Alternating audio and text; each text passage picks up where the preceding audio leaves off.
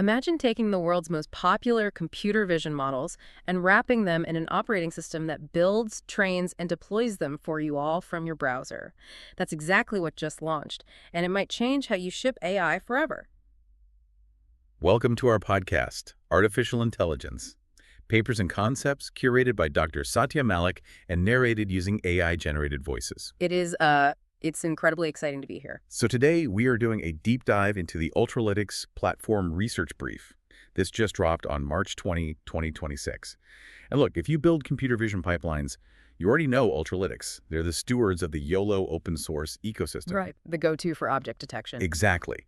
But this brief outlines a massive, foundational pivot. We are breaking down their transition from just handing out open source models to launching a full stack browser-based vision AI workspace. Yeah, which is a completely different ballgame. It really is. So we're going to explore how it actually works, read the fine print on their licensing, and try to figure out if this new platform is the ultimate workflow shortcut or, maybe just a walled garden. That's the million-dollar question, right? Yeah. Because to understand why this launch is such a big deal, we really have to look at the massive bottleneck developers are facing right now. Yeah, and there's a quote right from their launch press release that I think just nails this. They said, "Training a strong model is no longer the biggest barrier in computer vision. Getting it into production is." And they are spot on. The math is basically solved at this point. Getting a neural network to, say, identify a tiny defective solder joint on a manufacturing line, that's actually pretty streamlined today. Right, because of the architecture of modern models. Exactly. The real nightmare is the plumbing. Right now, engineering teams have to stitch together this horribly fragmented ecosystem. You've got, one vendor's tool for labeling data, a totally different open source library to track your training runs. And then another system entirely just to compile the model weights. Yep. And then you still have to architect the cloud infrastructure so your actual software can talk to that model in real time. It's exhausting. And every time you pass data between those separate tools, you're just asking for latency, formatting errors, or, maintenance headaches. Completely. And look, back in 2024, they tried to fix this with their Hub product. But Hub was really just a low-code companion. Yeah. It wasn't trying to run your whole infrastructure. Right. It was just helping you manage models. But this podcast is sponsored by BigVision.ai, a consulting and product development company that helps companies of all sizes build computer vision and AI solutions. You can reach them at contact@bigvision.ai. So with this new platform, they are stepping way beyond that 2024 HEB. They are explicitly selling complete toolchain consolidation. They want to be the end-to-end operating layer. So if you're a developer, instead of driving to 5 different specialty stores to buy your data tools, your training trackers, and your deployment servers, Ultralytics just built a fully stocked supermarket with an attached kitchen. I love that analogy. Yeah, they're basically saying, don't leave the building. We have every aisle you need. Okay, so let's actually walk down those aisles. Let's break down the 5 layers they've consolidated here because it's pretty wild. Layer 1 is data intake. And I was reading that it's not just a standard file dump, right? They're using content addressable storage. Right, which is huge for enterprise scale. Yeah. So instead of identifying an image by its file name, like, image001.jpg. Which everyone does, and it's a mess. Exactly. Yeah. Instead of that, the system analyzes the actual pixels of the image and assigns it a unique cryptographic hash. So if 3 different factory cameras accidentally upload the exact same frame, the system just catches the identical hash and only stores it once. Oh, wow. So no more accidentally training on duplicate data and messing up your accuracy metrics. Precisely. And it saves a ton of expensive compute cycles. That's really smart. Okay, so layer 2 is annotation. And honestly, this is usually where I want to pull my hair out. Because historically, someone has to sit there clicking 15 different points around a weirdly shaped object just to mask it. Yeah, annotation is usually where pipelines just grind to a halt. But they've integrated SAM-powered smart labeling. Which is the segment anything model. Right. Right. And it completely changes the game. So instead of painstakingly tracing an object, the annotator just clicks somewhere near the center of that defective solder joint. SAM looks at the pixel gradients and the context, and it instantly, and I mean instantly, snaps a perfect polygon mask around the edges. Wait, really? Just one click? What if it accidentally grabs some of the background board? Good question. If it bleeds over, you just drop one negative point on the background, telling it to exclude that area. The mask recalibrates and snaps back into the perfect shape. It turns a job that takes minutes into, like, a 2-second click. That alone is probably worth the price of admission for a lot of teams. Okay, so after it's labeled, we hit layer 3. training and tracking. The brief says you get seamless cloud GPU access right in the browser, optimized for YOLO 11 and YOLO 26. Yeah, so you're not messing around with configuring CDA drivers or wrestling with Python virtual environments. They handle all the hardware provisioning in the background and just show you your loss curves on a nice centralized dashboard. Which sounds amazing. But then we get to layer 4 and 5, prediction, export, and deployment. Because obviously, AI models don't just live in the cloud forever. No, they don't. They have to run on physical hardware. So you're putting that defect model on a tiny camera processor right above the assembly line. You can't run some massive cloud model. Right. You need to compile it into something like TensorRT for an NVIDIA GPU or CoreML if you're using an iPad. And the platform apparently exports to over 17 of these specific runtimes. Yes, and if you are running it in the cloud, they manage the API endpoints across 43 global regions. So if your factory is in Tokyo, your data stays in an Asia-Pacific server. It doesn't bounce to Ohio and back, which kills your latency. That's some serious infrastructure. And looking at these 5 layers, you realize how audacious this is. I mean, the documentation essentially positions this platform to replace RoboFlow for annotation, Weights and Biases for tracking, SageMaker for training, And Hugging Face for hosting. Yeah. They are taking direct aim at the biggest specialized tools in the industry. But hold on, let me push back here.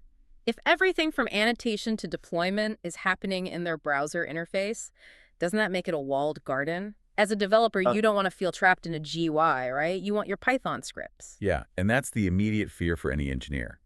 But the brief addresses this with what they call a developer bridge.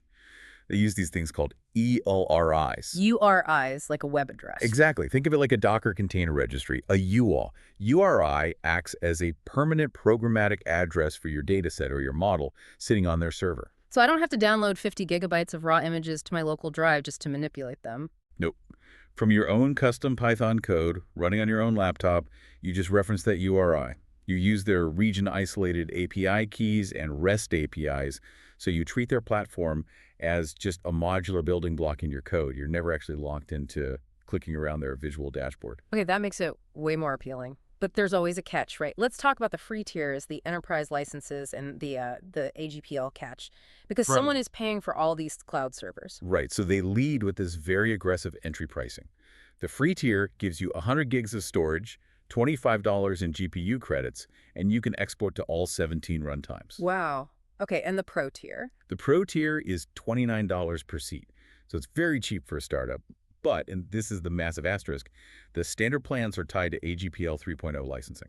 Okay, let me paint a scenario here, because this is crucial. Wait, so if you are a startup building a proprietary security camera system and you use this standard tier, AGPL means you might have to open source your proprietary code, right?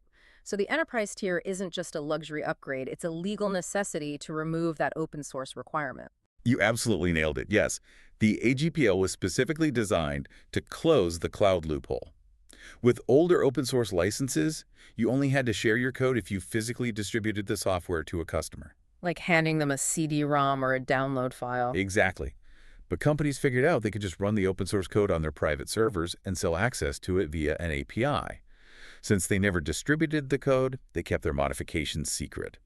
AGPL says, nope, if you let users interact with this over a network, you have to open source your whole backend. Oh, wow. So if a commercial startup's entire valuation is based on their secret sauce detection algorithm, they cannot afford to be open source. They cannot. So Ultralytics has engineered this brilliant business funnel. They pull you in with their massive open source YOLO audience, give you this beautiful, fast operational layer for free.